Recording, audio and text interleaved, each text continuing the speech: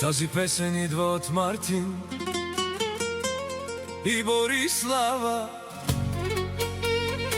за своите родители, като им казва, че много ги обичат.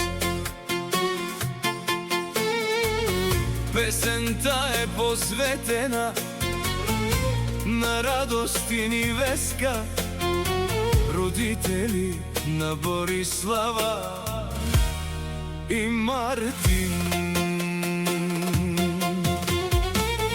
Тази песен е за едни хора със силни сърца, за Радостин и Веска, за семейството, дето мина през бури, но остана цяло.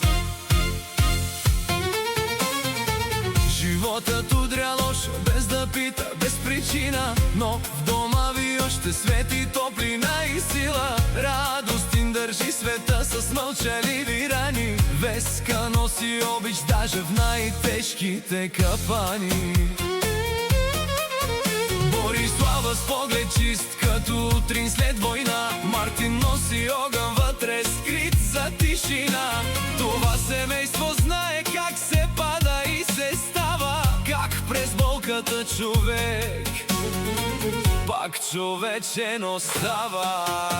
И да падне целия свят, вие пак сте тук със сърца от камък, с душа срещу куршум. Бурите минават, но кръвта остава, семейството е крепост, никой не я смачква. Радостин, Веска, тия имена тежат, Борислава, Мартин, това е дом, не просто свят.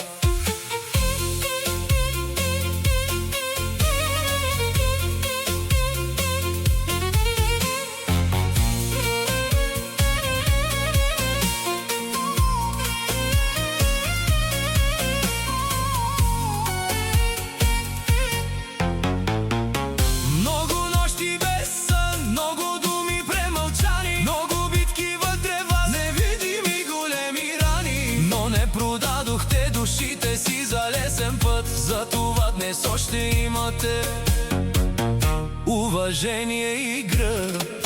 И когато стане тъмно, вие палите искра, учите децата как се минава през страха. Не с сила, но и умруци, с сърце и чест. Точно за това животът ви оставя отпечатък днес.